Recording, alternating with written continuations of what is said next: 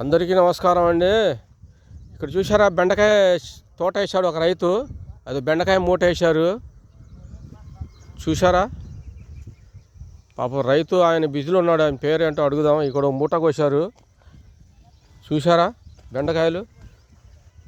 విలేజ్లో ఇవే దొరుకుతాయండి. మీరు అనుకోవచ్చు విలేజ్లో ఎన్ని అంటే విలేజ్లో ఇవే దొరుకుతాయి. బెండకాయలు, దొండకాయలు, సొరకాయలు. రైతులు ఫార్మసీ కాబట్టి అవే ఉంటాయి. ఈయన గారు ఉన్నాడు మరి ఏదో బిజీలో ఉన్నాడు. మరి ఏందో అంత వ్యవహారంగా ఉంది.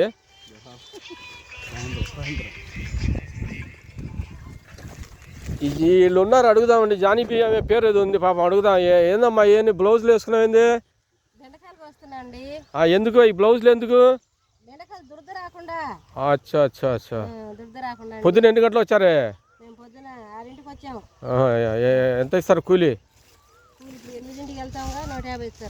ఇంటికాడ ఖాళీ ఉండి ఏం చేయాలని ఇంటి ఖర్చులు వస్తాయని పాపం కష్టపడుతున్నారు. ఏం పేరు నీ పేరు? జాన్బీ అండి. ఇంతకుముందు కూడా పాపం వీళ్ళతో వీడియో చేశాము. పాపం ఇంట్లో ఖర్చులకు వస్తాయని ఏదో పని చేసుకుంటున్నారు. నచ్చితే లైక్ చేయండి, సబ్స్క్రైబ్ చేయండి. పాపం ఈయన రైతు గారు ఉన్నారు కానీ ఆయన బిజీలో ఉన్నాడంట, మాట్లాడారంట ఇప్పుడు ఆయన గారు. చూసారా బెండకాయలు, చూసారా బెండకాయలు ఫ్రెష్. ఎట్లా ఉందండి కేజీ? ఎట్లా అమ్ముతారు?